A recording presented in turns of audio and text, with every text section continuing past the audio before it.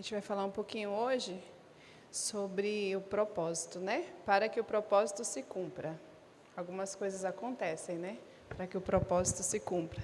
Nem sempre são coisas boas, mas no final, né, quando o propósito vem de Deus, é muito bom. No capítulo 1, eu vou ler do 1 ao 5. Amém? Havia um homem na terra de Uz, cujo nome era Jó. Este homem era íntegro e reto, temia a Deus e se desviava do mal.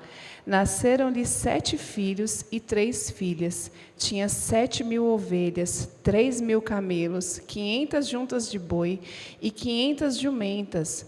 Também tinha muitíssima gente ao seu serviço, de maneira que este homem era o maior de todos os do Oriente.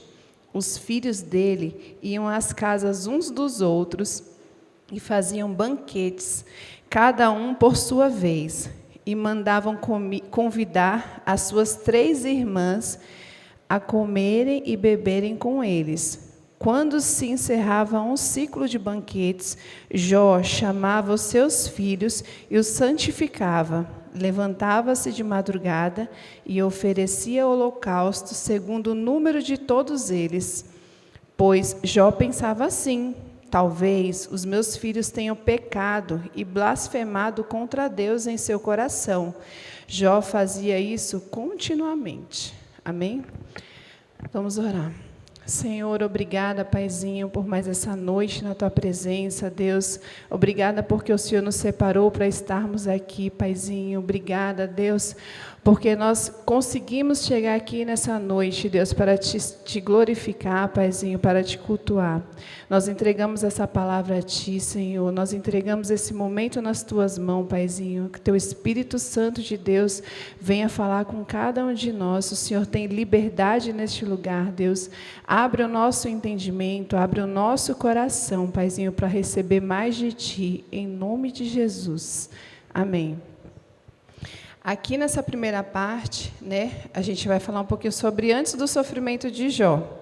Era só maravilhas, né? Jó era muito, muito, muito rico. Ele se destacava na terra dele como o homem mais rico daquele lugar. A gente não consegue nem mensurar, né? Eu acredito que não tenha ninguém tão rico quanto o Jó aqui. A gente não consegue nem imaginar como é ser dessa forma, a não ser assistindo alguns canais de televisão que mostram pessoas bastante ricas, né? Mas a gente percebe aqui que Jó não era fútil, né? Não fala de futilidades. Apesar que os filhos gostavam de banquetes, parecia uma família bem sociável, né? Um vivia na casa do outro, oferecendo banquetes, socializando. Era uma família bem tradicional, aparentemente, uma família feliz, abençoada. Ele, inclusive, ele era um homem espiritual, Jó, porque ele fazia holocausto pelos filhos, e ele não falava assim: pode ser que os meus filhos pecaram e fizeram um monte de coisa errada, pode ser que pecaram no coração. Um pai, ele sabe quando o filho faz coisa errada e quando o filho é todo errado na vida, né? E ele não citou isso aqui. Então, aparentemente, não tinha coisas muito ruins na vida deles.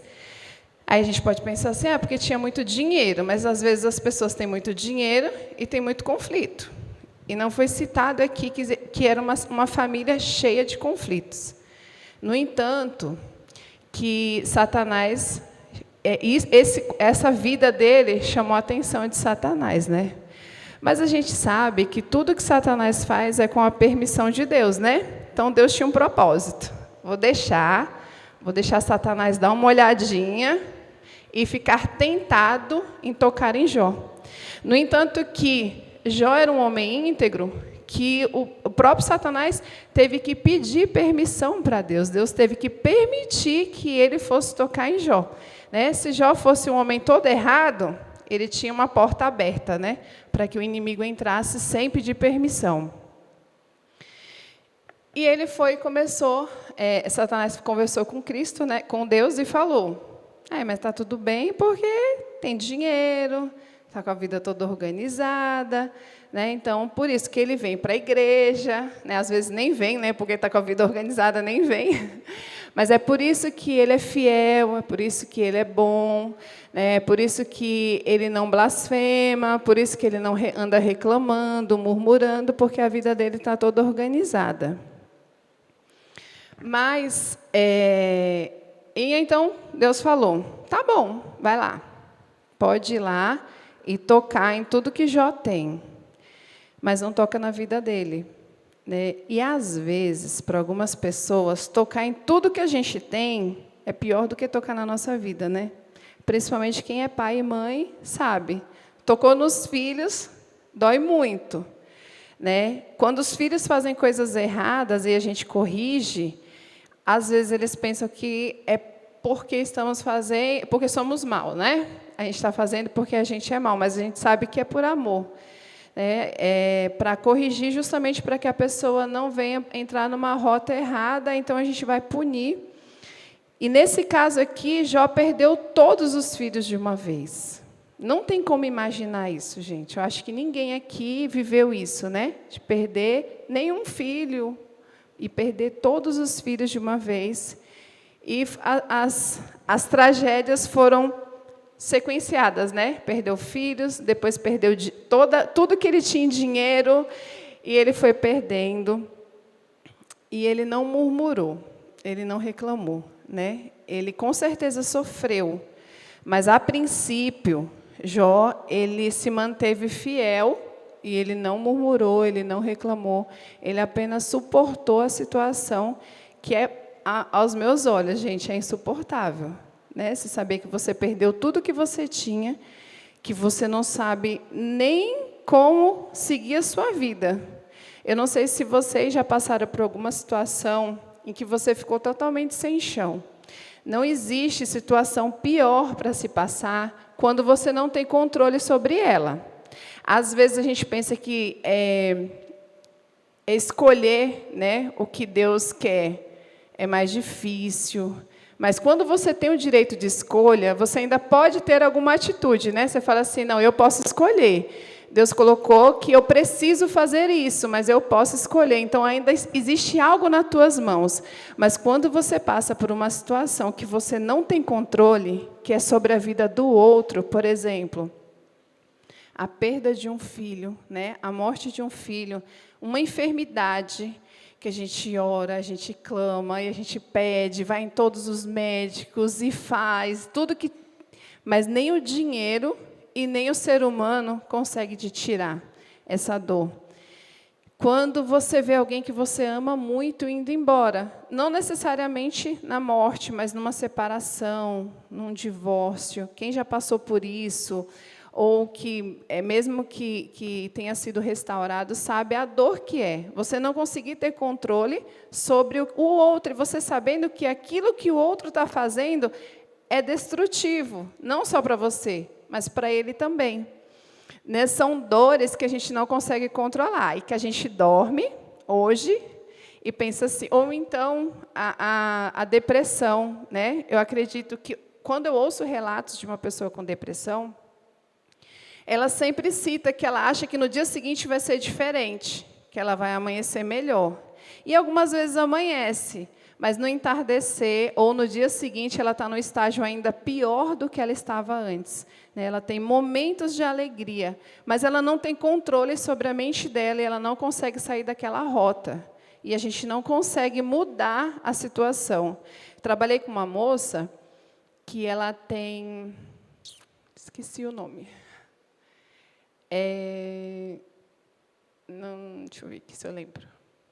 Ela tem uma enfermidade que ela não consegue controlar os sentimentos dela. Então, às vezes, ela estava lá com a gente, sorrindo, brincando, aí ela saía um pouco, ela voltava, ela estava com o olhar, o semblante totalmente destruído. E assim, com vontade de ir embora... E às vezes, a gente pensava que era só preguiça, né? Que ela queria ir embora, porque ela não queria trabalhar. E aí, um dia, ela me trouxe uma carta. Né? Ela tinha que responder algumas coisas para mim. E ela me trouxe uma carta, chamou o Anderson, né, que é o diretor da escola, e falou que precisava apresentar aquela carta, porque ela sentia que ela precisava justificar o comportamento dela. E ela começou a ler a carta. A médica escreveu que ela tinha isso, que realmente o humor dela oscilava coisa de minutos. Ela poderia acordar muito bem e, no meio da tarde, ela ter uma crise e, de repente, muitas vezes ela desmaiava. Então, era muita coisa que acontecia na vida dela. E ela falava assim, eu não queria ser assim. E chorava, explicando para a gente, né? Eu não queria, isso me desgasta, isso acaba os meus relacionamentos, eu já me separei, eu não tenho amigos, eu não consigo permanecer no emprego. O meu filho, para mim, agora, o fim de tudo, o meu filho, ele quer ir embora. Ele quer morar com o pai dele, porque ele está com 9 anos. Ele falou, mamãe, eu amo a senhora, mas eu não aguento mais. E ela falou que ela é um fardo para o filho dela. E ela falou que já tentou de tudo, e os médicos falam que não tem cura, né, que não tem cura, que ela vai viver daquela forma. E aí a gente começou a falar de Deus para ela, né? Falou para ela que para Deus pode todas as coisas e tal, e falamos versículos para ela e tudo. Ela chorou, ela foi para a igreja, ela falou depois para mim, depois de uma semana. E ela foi para a igreja e ela falou que lá ela aceitou Jesus, né? Mas que ela achava que ela ia ser um fardo para a igreja. Ela falou, eu sei que eu vou ser, porque todos os lugares que eu vou, eu sou um fardo. Todos os lugares. Eu não te dou um monte de trabalho, Tati? Eu falei, não dá. Dou sim, porque eu preciso ir embora. Do nada, você precisa me substituir. Então, assim, ela se sente dessa forma. E eu parei para refletir sobre a vida dela. Eu falei, gente, deve ser muito difícil não conseguir controlar a mente, não conseguir controlar o coração e saber que aquilo ali pode ser, né? Porque na mente dela, ela acha que não tem cura mesmo. Ela não acredita na cura de Deus porque ela ainda não o conhece, de verdade. Né? Eu creio, em nome de Jesus, que ela vai conhecer. Né? Eu creio, sim, que ela vai. E ela é uma moça muito inteligente, muito bonita. E ela vive nessa vida, né? Uma vida de conflitos dentro dela mesma. Então, quem já passa por isso, sabe que não é fácil você controlar um sentimento. Eu já passei por um período da minha vida, que hoje eu sei que foi uma depressão, e era justamente assim. Eu acordava, eu falava assim, eu ia dormir, eu falava, não, mas amanhã eu vou estar bem. Eu acordava super bem. Falei, sabia, estou curada, estou bem. Né? Não vai acontecer mais. Mas, assim, algumas coisas aconteciam e todos os sentimentos ruins voltavam. Né? E eu creio que era justamente o inimigo que voltava e lançava sobre mim novamente e tocava na minha vida novamente, tocava nas feridas novamente. E, gente, eu imaginava que aquilo nunca ia passar. Falava, não tem como passar esse sentimento, não tem como passar esse tempo de aflição, de dívidas, e eram igualzinho aconteceu aqui, igualzinho não, semelhante, né? Igual a Jó, não dá. Semelhante que aconteceu com Jó. Era um abismo atrás do outro. Quando eu achava que eu estava chegando lá em cima, que eu estava saindo, desmoronava tudo, eu descia tudo de novo. Eu falava, meu Deus do céu. Era sabe quando você está com uma bola de neve para você pagar, que você não vê final? Não sei se vocês já passaram por isso, mas eu não via solução nenhuma. Sabe quando você já está até conformada? E eu pensava assim, esse mês, pelo menos, não teve nenhum imprevisto, pois, na hora que eu terminava de pensar, eu não falava, porque eu pensava assim, não, eu acho que é porque eu falo. Mas, na hora que eu falava, o imprevisto acontecia. Eu falava, misericórdia, eu não vou suportar. Né? E muitas pessoas, assim como, quando a gente lê um pouquinho mais para frente aqui, a gente vai ver que Satanás, né, insinuava que Jó era assim, fiel e temente, porque ele era bonzinho. Né? E depois, lá no capítulo 1, no versículos 20 e 21, a gente vai ler aqui. 20 até o 22. Então Jó se levantou, rasgou o seu manto, raspou a cabeça, prostou-se em terra e adorou. E disse, no saí do ventre da minha mãe e no voltarei. O Senhor, o teu Deus, o Senhor o deu e o Senhor o tomou. Bendito seja o nome do Senhor. Em tudo isso, Jó não pecou, nem atribuiu a Deus falta alguma. Então, Jó, ele se manteve íntegro. Depois, Satanás falou assim, mas é porque ele não tem apego, então, né? Mais ou menos isso. Ele não tem apego aos filhos, não tem apego aos bens materiais, mas toca nele para ver. Né? Ele imaginou Jó um cara super egoísta, né? Que só pensava nele. Toca na vida dele, para ver se realmente ele vai ser forte desse jeito. E aí tocou na pele de Jó, né? Tocou no corpo de Jó. Jó ficou enfermo, né? Ficou bem ruinzinho. Depois, capítulos à frente, né? A partir do capítulo 2 em diante, aparecem os amigos de Jó, né? E a gente, às vezes, né? No capítulo 3, aparecem os amigos dele, né? E eles começam a ouvir Jó, os lamentos de Jó, Jó chorando, Jó rasgou as vestes. Eles ficaram 7 dias com Jó, acompanharam ele.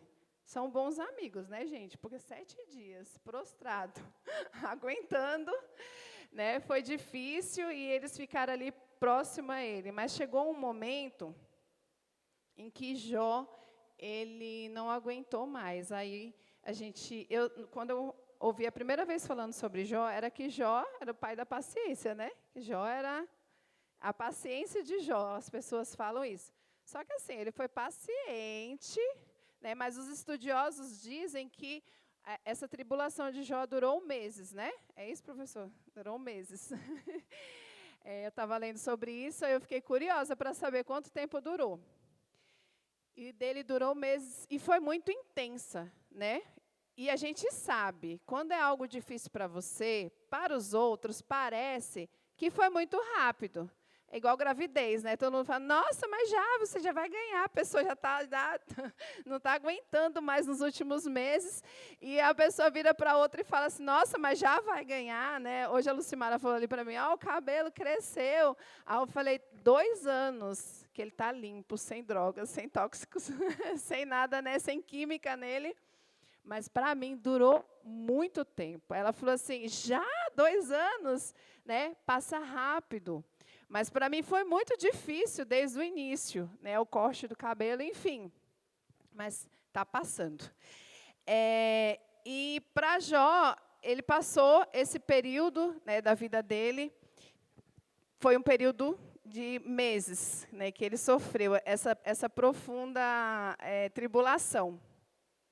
Mas ele começou depois a se maldizer, né? Ele começou a falar sobre o nascimento dele. Se a gente for ler, deixa eu olhar aqui.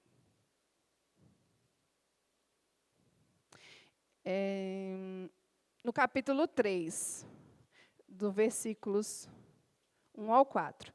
Depois disso, Jó passou a falar e amaldiçoou o dia do seu nascimento.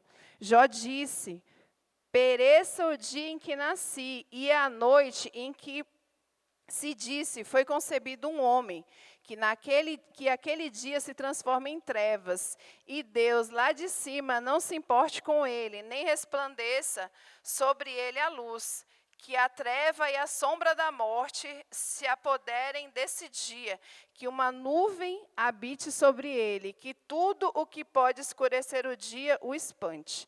Então, aqui Jó perdeu a paciência, né? E ele foi lá e falou com Deus que ele não queria nem ter nascido. E ele começou a questionar a Deus, não sei se vocês já passaram por isso.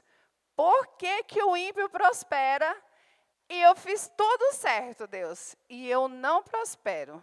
Por que pessoas ruins são curadas? Que a gente pensa assim, às vezes, meu Deus, foi curado, né? Bênção. E muitas vezes a pessoa depois nem segue a Cristo, nem continua na presença de Deus, ou nem chega aí para a presença de Deus, e pessoas que a gente julga pessoas boas, elas não são curadas. E às vezes até chegam à morte, né? Pessoas que a gente ama. E Jó começou a questionar a Cristo, questionar a Deus, Por que que os ímpios prosperam? Eles fazem coisas erradas. Eu não fiz nada errado. Eu não fiz, né? Eu não estava fazendo coisas erradas.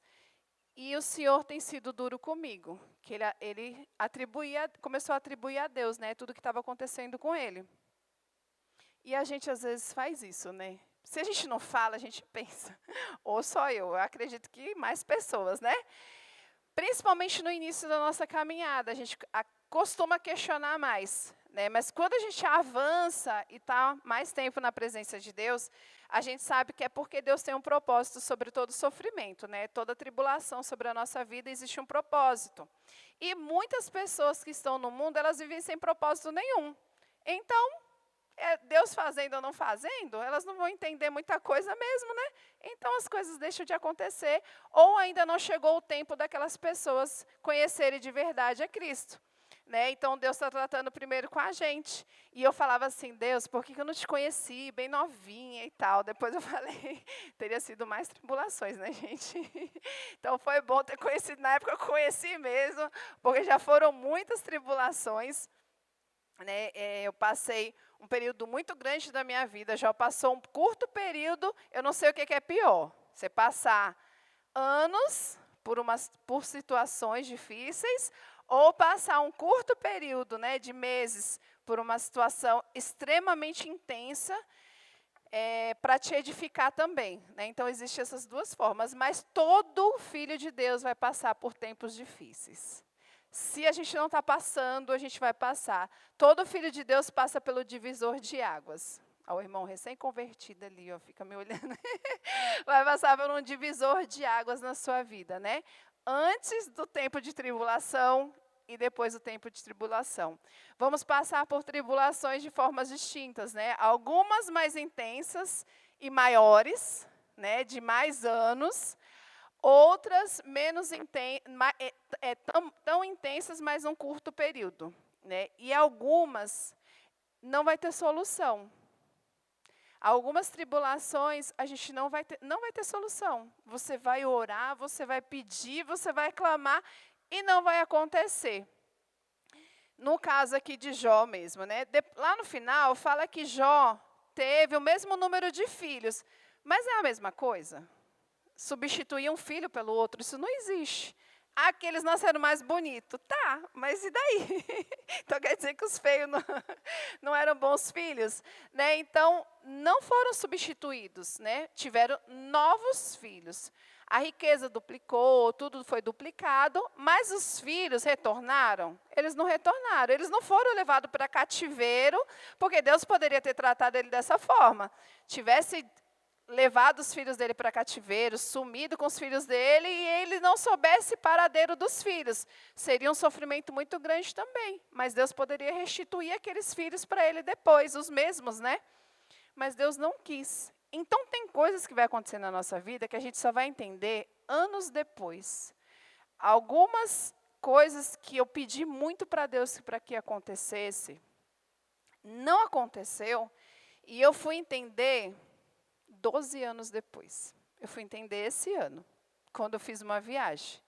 Esse ano que eu fui entender porque algumas coisas que eu pedi ao Senhor não aconteceu. Quando eu nem perguntava mais, sabe? Para mim já era irrelevante. Né? Mas talvez se Deus tivesse me falado naquela época, eu poderia não estar na presença dEle. Porque eu comecei a caminhada com Cristo justamente por esse propósito. E Cristo se calava. E, às vezes, Ele me conduzia de forma que eu acreditava que aquilo ia acontecer, mas não era bem aquilo que Ele me dizia. E eu só fui entender isso anos depois. E algumas coisas, uma vez a pastora estava me falando, que a gente nem vai entender aqui, a gente só vai entender lá na glória.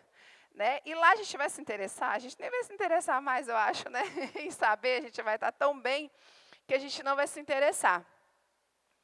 Então, existem algumas coisas que elas não serão devolvidas, né? Porque precisam ser tiradas de nós. A gente precisa perder de forma permanente, para que a gente possa mudar o nosso comportamento, para que o propósito de Deus se cumpra. Né? Jó restituiu todas as coisas, mas ele passou por esse sofrimento e ele não teve os filhos primeiros de volta, mas ele teve novos filhos. Então, depois, os amigos de Jó, que outrora estavam ajudando ele, começaram a julgar ele, né? Não, Jó, não é possível. Tem pecado aí, porque o negócio está cada dia ficando pior, né? Então, a gente, às vezes, age dessa forma com as pessoas. A gente acha que a pessoa está fazendo alguma coisa errada. E por que ela está vivendo aquilo, né? Eu acho que é porque deve roubar, né? Você está vendo se passando uma crise, ou então deve ter feito alguma coisa de errado, né? Enfim, às vezes é consequência, sim, de pecado que a gente vive. Em outros momentos, não. Né? Existe, sim, a possibilidade de ser consequência de pecado. Mas, em outros momentos, é só para que o propósito se cumpra. E aí, a gente acaba caminhando sozinho. Os amigos de Jó começaram a julgar ele porque era momento deles saírem de cena. E Jó ficar só ele e Deus. Né? Quando eu passava pela crise financeira, o meu pai tinha boas condições financeiras e o meu irmão também. Eu poderia pedir para ele, mas Deus me apontava todas as vezes, pede que vai demorar mais tempo. Pede que vai demorar mais tempo, todas as vezes. E eu testava Deus de todas as formas. Eu falava, Senhor, mas o Senhor falou aqui na tua palavra que se a gente for fiel nos dízimos, nas ofertas e tal, né, que vai chover, que vai acontecer isso, que os celeiros serão transbordados e tal. E Deus falava o tempo todo comigo, vai acontecer, né? Vai acontecer, você vai ter, sim, uma vida abundante, uma vida que vai ser suficiente para você. Mas eu não quero mais que você recorra aos homens. Eu quero que você passe por esse tempo e você recorra. Gente, é muito difícil você ter como sair um pouco do problema e você não sair, porque você precisa obedecer a Deus, porque você sabe que Ele é longânimo. Ele vai esperar, você vai passar, você vai pedir, vai resolver, coisas piores vão acontecer. Até fechar, Deus inclusive me mostrava, né? Que eu poderia amaldiçoar um pouco, né? Na minha desobediência a Deus, amaldiçoar as finanças de quem estava me ajudando. Por quê? Para acessar quem estava me abençoando, ele tinha que cessar lá, né? Então, ele ia dificultar um pouco. Ele me mostrou em sonho que ele dificultaria um pouco a vida das pessoas que iriam me abençoar. Então, eu tive que passar e fui passando. E não era só o problema financeiro. Eu falo do financeiro porque as outras coisas, para mim, já foram bem resolvidas, né? E foram acontecendo. E agora já estão resolvidas. Mas tem coisas que os amigos vão se afastar. E, às vezes, a gente quer que os amigos se afastem. Porque a gente está passando por um maior perrengue. Aí chega um e fala bem assim, você não tem fé? Você não tem fé? Você tem que ter fé. Né? Acredita, vai acontecer. E aí você não vê e você já fica extremamente irritado. Foi mais ou menos isso que aconteceu com Jó. Né? Você tinha fé, Jó, e ajudava as pessoas a terem fé. Agora vem um negocinho difícil sobre a sua vida e você agora perdeu a fé. Né? Começaram a questionar Jó sobre a fé dele. Então, ele foi ficando a situação foi ficando cada vez mais difícil. E isso daí, a gente acompanha desde o capítulo 4 até o capítulo 31, foi esse embate dele com os amigos dele lá, né? Até que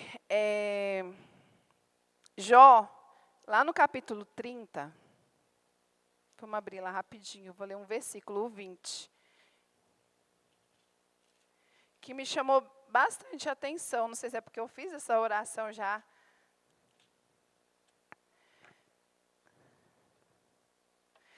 Clama a ti, ó Deus, e não me respondes.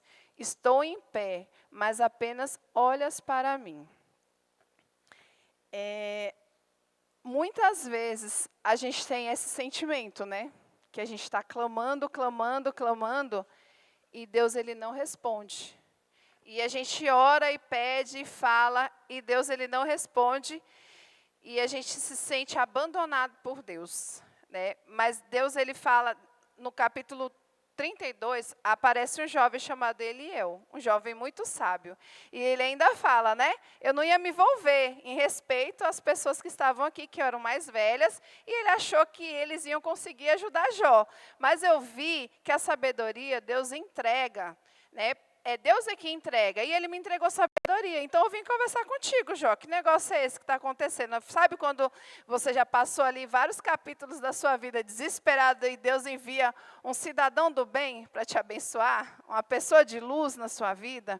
E Ele começa a te falar coisas que você não conseguia ouvir. E, inclusive, Ele fala, Deus Ele fala todas as coisas, em todo o tempo, somos nós que não ouvimos. Né? Então, ele começa a mostrar que Deus é poderoso e grande demais para estar preocupado com o picuinha do Jó, né? Coisas pequenas que Jó estava pensando a respeito dele. Eu acredito que o Jó se sentiu diminuído naquele momento. Né? Ele falou assim, Deus não está preocupado com isso, não. Deus é poderoso demais, Deus é muito grande. Aquele homem, por que ele tinha sabedoria? Porque realmente ele conhecia Deus. Quem conhece a Deus profundamente é uma pessoa sábia. Né? Não tem como não ser. É uma pessoa sábia. E aí ele começou a falar, e começou a falar para Jó alguns pontos. Né? Ele falou assim, por que você acha que Deus tem que te responder? Por que a gente acha que Deus tem que responder a gente? Quantas vezes nossos pais ou a gente fala bem assim, porque eu quero.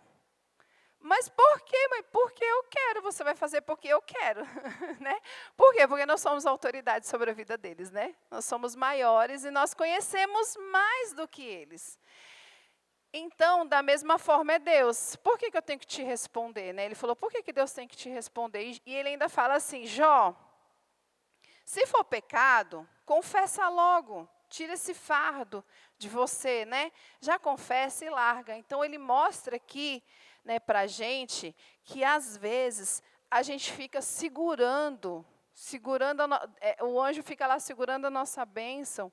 Deus já entregou, mas a gente é orgulhoso demais para confessar que a gente estava errado.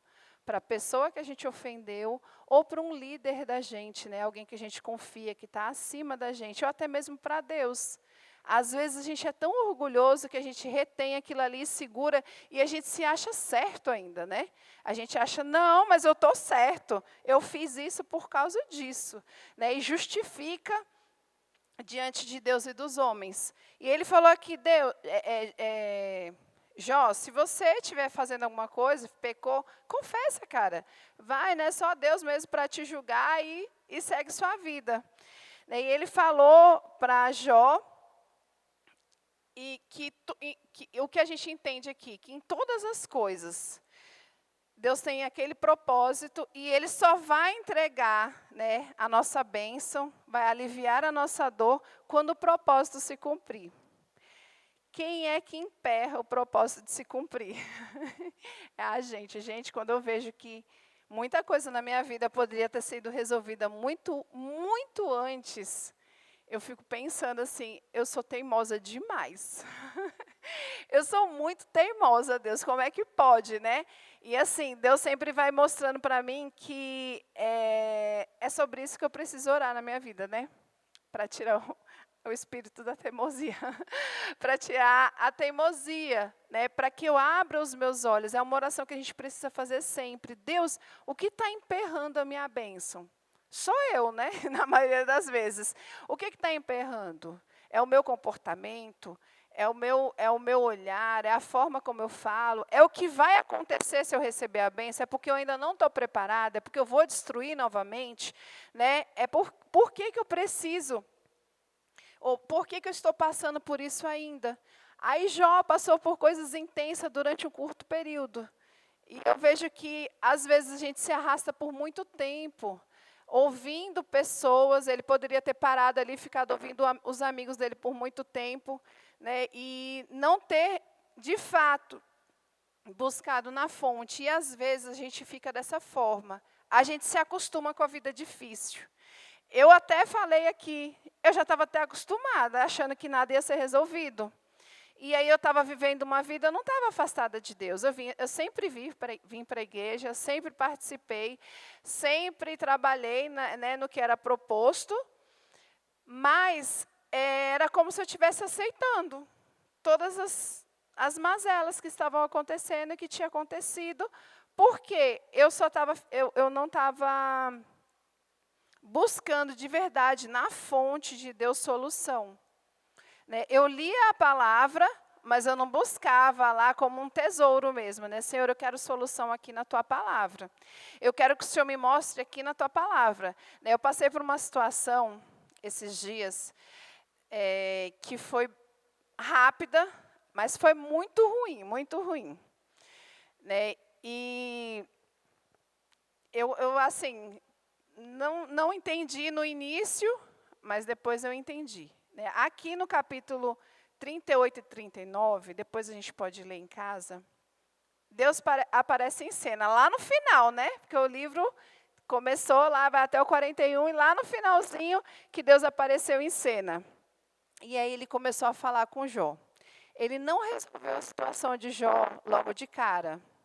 Né? Ele chegou e começou a conversar com Jó e começou a confrontar Jó. Onde você estava quando eu fiz isso e aquilo? Quem é você para me questionar alguma coisa, Jó?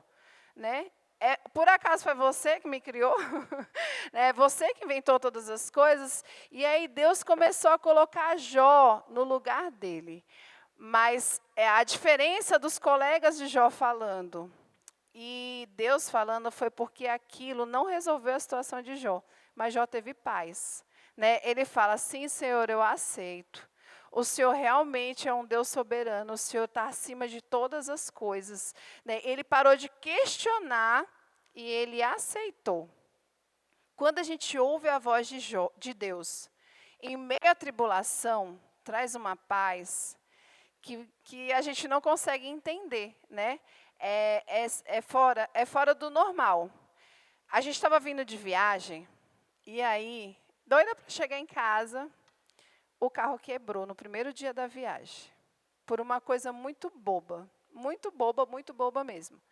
Se o Anderson tivesse parado e não tivesse ouvido ninguém, tivesse realmente guinchado o carro até uma oficina, o carro não tinha ficado tanto tempo parado na estrada. Mas ele ouviu umas pessoas que encostaram lá e falaram, não, moço, aí você roda aí até chegar na oficina, a oficina é pertinho. E assim nós fizemos, e por conta disso, empenou alguma coisa lá. Não sei explicar detalhes, mas empenou alguma coisa que tinha que passar. Nós estávamos na sexta, tinha que ficar sábado, porque sábado, eu estava na Bahia ainda, né, gente? 6 horas fecha, no sábado até meio-dia, 11h30, já estão se preparando para ir para casa. Então, quando dava meio-dia, fechar, então nós ficamos sexta, sábado, domingo, segunda, terça-feira, quarta-feira, numa cidade que a gente não conhecia ninguém. E aí meu irmão falou assim, Tati, onde vocês estão que eu vou buscar vocês? Era longe demais para ele buscar, né? E era longe demais para a gente prosseguir a viagem e deixar o carro para trás.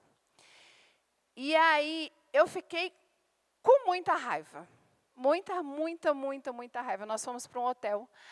Eu não gosto de comer todos os dias fora. Eu não gosto de jeito nenhum. Eu gosto de comer em casa.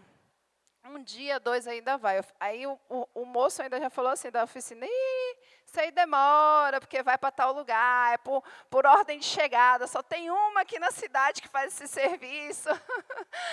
Aí meu Deus, aí ele falou assim, aí o Anderson, sério, ele falou, é lá para ter essa quarta-feira, relaxa aí, conhece a cidade. E eu falei, meu Deus do céu, não acredito, Senhor, né? E assim, só que eu não imaginava que tinha propósito nenhum, eu só queria vir para casa e eu estava muito zangada já. E aí nós fomos para um hotel. Aí eu falei, Deus, eu não gosto de ficar no hotel, porque geralmente tem que ficar pedindo comida e saindo para comer. E aí, numa cidadezinha que não tem nada para visitar, tinha uma casa de veraneio para alugar. Aí nós alugamos a casa de veraneio, ficamos lá todos esses dias. E eu vou falar para vocês, assim, eu orava, assim, sabe, Senhor, em nome de Jesus, resolve a situação, Pai. Mas eu não conseguia nem orar direito, assim. Não porque eu ficava irritado o dia todo, mas é porque eu não via solução para a situação. E na minha cabeça só ficava assim, e se na hora que o cara entregar, falar que precisa de mais tantos dias? E tal, e muitas coisas foram passando foi passando pela minha cabeça. O Anderson ficou muito agoniado logo de cara. Muito, muito, muito mesmo. Assim, ele ficou muito... eu via que ele estava sem saber o que fazer, a princípio, né?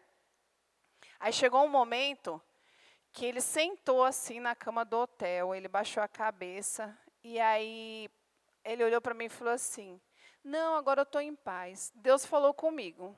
Aí eu olhei para a cara dele e falei assim, fala o quê? Aí ele falou assim, aí ele me falou lá, né? Não, tem um propósito, Tati. Eu falei, que propósito? Aí ele falou assim, não sei qual é o propósito, mas tem um propósito. E o meu coração estava muito apertado mesmo. Ele até chorou na hora, sabe? Aí eu fiquei olhando assim para ele. Falei, tem propósito nenhum. Aí foi com raiva ainda, né? Falei, tá bom. Aí mudamos e tal, ficamos lá. E ele ia sempre lá na oficina e conversava e tal, enfim, ficou pegando no pé do povo lá, que o povo não aguentava mais ele, falou, vamos resolver. E aí, nós conseguimos sair de lá. Mas até aí, eu não tinha entendido nada ainda, assim, né? E todo mundo só falava assim, relaxa, em tudo tem um propósito. Eu falei, esse homem deve ser até ateu, nem sabe o que é propósito. E nós estávamos indo embora, gente. Eu estava super feliz, era um dia lá, meio-dia. Aí, quando deu 4 horas da tarde, o carro parou. Aí o Anderson falou assim, o carro vai parar. Ele, antes de parar, ele falou, o carro vai parar. Eu paro onde? Eu falei, menino, ele falou assim, apagou tudo, mas continuou andando. Ele falou, apagou tudo o carro, Tati. Aí eu falei assim, a gente tem que chegar pelo menos num posto de gasolina, porque é só estrada, né? Aí nós chegamos num posto de gasolina, aí o carro parou lá no posto, né? Aí ele olhou para a minha cara e foi lá, não, pode ser uma folga na bateria, assim, mexeu, não tinha nada. Aí vem um mecânico do nada, sabe? Aí o mecânico aparece, um homem super gente boa. Relaxa, eu já passei por tanta coisa e tal. Aí tinha um mecânico atrás do posto de gasolina, num lugar que não tinha praticamente nada, né? Aí nós paramos lá e o rapaz foi mexer, aí ele falou assim, eu tenho uma boa notícia. A gente vai consertar. A má notícia é porque não é hoje. Eu falei, não, moço, por favor, não faz isso. Aí ele, relaxa, tudo tem um propósito. E ele olhou nos meus olhos na hora assim, sabe quando a pessoa fala que você sente que tem algo diferente? Aí eu falei assim, eu não acredito. Aí eu fiquei parada olhando para ele, ele falou, tem sim, moça, tem um propósito. E aí Deus falou comigo, qual era o propósito? Aí na hora que ele falou, me deu aquele estado de alegria, sabe? E aí ele começou a mostrar para mim, todos os momentos que ele estava durante a viagem. Por que o carro parou naquele lugar? Quem atendeu no primeiro momento? Por que nós precisávamos passar mais dias naquele lugar? E ele foi me mostrando o passo a passo que ele conduziu tudo. Que o carro de verdade apagou, mas ele levou a gente até aquele lugar. Que aquele mecânico estaria ali. Ele foi me mostrando todo o passo a passo. Aí me aliviou. Aí o moço chegou e falou bem assim, eu vou resolver. E ele resolveu, e a gente não demorou nem 1 hora, algo que ele falou que seria só no dia seguinte. Ele resolveu em mais ou menos 1 hora, e contou o testemunho dele ainda lá, muito, muito abençoado. Ele, nada me abala mais, ficou 6 meses internado, ele estava praticamente morto já, a filha vendeu tudo que ele tinha, falou, mas eu quero que mantenha meu pai vivo, porque eu sei que existe um propósito dele estar aqui nesse hospital. E ele vendeu os caminhões que ele tinha e tudo, por isso que ele falou que agora ele estava trabalhando naquele lugar, mas agora ele estava feliz, né, naquele lugar, porque ele tinha descobrido um propósito. E depois disso, depois que eu ouvi a Deus, Deus foi me mostrando através do livro de Jó durante toda a viagem, sabe? Ele foi me falando sobre o livro de Jó, muitas coisas. E muitas coisas que eu tinha passado. E qual era o propósito daquele tempo a mais na estrada. E que esse propósito ia se cumprir. Que não vai ser fácil, que não vai ser algo fácil, mas vai ser algo para que aconteça como aconteceu na vida de Jó.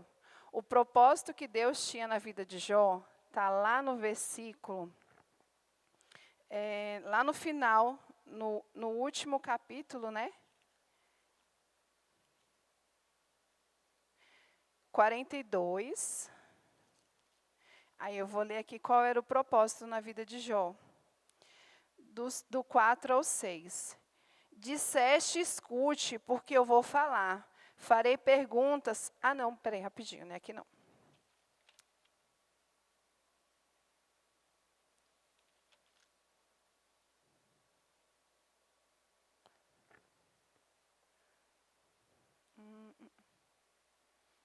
É isso mesmo. Disseste, escute, porque eu vou falar. Farei perguntas e você me responderá. Eu te conhecia só de ouvir, mas agora os meus olhos te veem. Por isso, me abomino e me arrependo no pó e na cinza, né? O propósito de Deus era justamente para que Jó o conhecesse. Então, todas essas coisas que nós passamos e que Deus me apontou, né, às vezes Ele faz isso, gente. Ele mostra coisas que você ainda vai passar, que eu não sei o que é, mas Ele falou que serão coisas que poderão ser difíceis. Mas o que Ele já fez? Estou te mostrando antes que existe um propósito. E que o que Ele me mostrou, o que Ele me fez, me permitiu passar. Durante a viagem, que eu passei um período sem ouvir, sem entender, pode acontecer. Mas para que eu não desista, porque no final tem um propósito, e o propósito é conhecer a Deus. Né? E a gente, que eu tenho medo? Claro que a gente tem medo, né? Mas a gente sabe que o propósito de Deus precisa se cumprir. Né? Ele precisa se cumprir. E não é fácil, porque às vezes o nosso coração é muito duro, né? E a gente se acha íntegro, fiel e correto, assim como Jó se achava. Né, íntegro, fiel e correto, e a gente está fazendo tudo certo, e a gente está dentro da igreja, e a gente olha a vida dos outros, e muitas vezes a gente está bem distante do que eles andam vivendo de errado, né, mas para que o propósito se cumpra, a gente tem que estar preparado. E eu louvo a Deus hoje, justamente porque Ele me deu essa visão. Né? Às vezes pode não acontecer nada, Ele só queria ver o meu comportamento diante de uma situação como essa. Eu vou dizer para ela que algo difícil vai vir, e eu quero ver o comportamento dela. O meu coração ficou feliz. Não sei depois, né?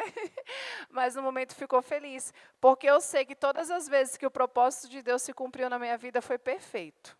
Todas as vezes as coisas foram resolvidas. Até quando não foram resolvidas dentro de mim, porque eu soube que depois foi o melhor que Deus poderia fazer. Amém? Tempos difíceis vêm para que outros, né, sejam maiores e melhores na presença de Deus. Amém? Falar, pastor? Ou pode orar? Não?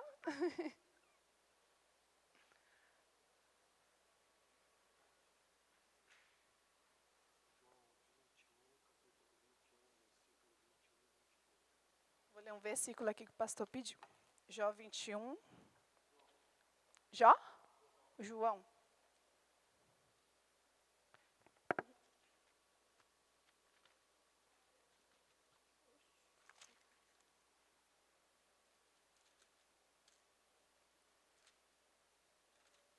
João 21, 21 e 22. Ao vê-lo, Pedro perguntou a Jesus: e quanto a este? Jesus respondeu: se eu quero que ele permaneça até que eu venha, o que você tem com isso? Quanto a você, siga-me. Né? Era um ciúminho que Pedro tinha de João, né? Estava questionando sobre a vida de João. Então, assim, Deus mostrou a soberania dele. Se eu quiser, eu deixo João aí. Já pensou João andando entre a gente até hoje? Que bênção! Eu deixo, né? Eu vou deixar durar a vida toda. Ele pode todas as coisas, gente. A gente não pode questionar, a gente não deve questionar. E a gente às vezes pensa assim, é muito tempo. Mas perto da eternidade não é muito tempo. Né? É porque a gente pensa muito aqui na terra, mas quando a gente lembra da eternidade, vale a pena. Amém? Glória a Deus. Fica de pé para a gente orar, louvar o Senhor por essa palavra. Senhor, nós louvamos o Teu nome, Pai. Te agradecemos, Senhor, porque a Tua palavra é viva e eficaz. Que o Senhor possa, Deus, em nome de Jesus, firmar essa palavra no nosso coração, para que nós possamos olhar para Ti e reconhecer que Tu és soberano sobre todas as coisas, Pai. Nós depositamos, Senhor, a nossa esperança e a nossa confiança em Ti, crendo, Pai, que Tu tens o poder de todas as coisas. Te agradecemos, Senhor Deus, porque nós sabemos, Pai, que Tu és um Deus bondoso. E nós queremos dizer, Pai, que nós confiamos em Ti e em tudo aquilo que o Senhor irá fazer nas nossas vidas. Assim como a Tati falou, Senhor, tudo aquilo que o Senhor fez foi perfeito. E nós cremos que aquilo que o Senhor fará, já fez e ainda fará nas nossas vidas, Deus, será perfeito, Pai. Porque a Tua vontade, ela é boa, ela é perfeita e ela é agradável. Por isso, Senhor, nessa noite, nós queremos dedicar a Ti, Senhor, esse momento, dedicar os nossos corações e declarar, Pai, que Tu és a nossa esperança e a nossa confiança está em Ti, Deus. Em nome de Jesus. Aleluia. Glória a Deus. Amém. Queria chamar Marlene aqui. Marlene vai viajar amanhã para fazer uma cirurgia. Nós vamos abençoar como igreja, abençoar a vida dela, abençoar essa viagem. Amém, querido? Estenda sua mão aqui. Paizinho, nós oramos, Deus, pela vida da Marlene. Nós queremos abençoar, Pai, a vida dela. Queremos, Deus, enviar ela, Senhor, para essa viagem, para esse local onde ela vai. Nós enviamos debaixo de uma palavra de paz, de proteção, de cura, Senhor. Declaramos, Deus, que tudo que ela for fazer naquele lugar vai estar debaixo da bênção do Senhor, Pai. Declaramos uma recuperação rápida, Senhor. Declaramos, Senhor, uma recuperação sem nenhuma intercorrência. Nós declaramos, Senhor, como igreja do Senhor, Deus, nós abençoamos a vida da nossa irmã, enviamos ela debaixo da paz do Senhor e declaramos que ela retornará debaixo dessa mesma paz, num tempo muito breve, Senhor, sarada, curada, Pai, pelo poder do nome de Jesus, Deus. Amém, Senhor. Deus, nós também oramos pela vida da nossa pastora Keila.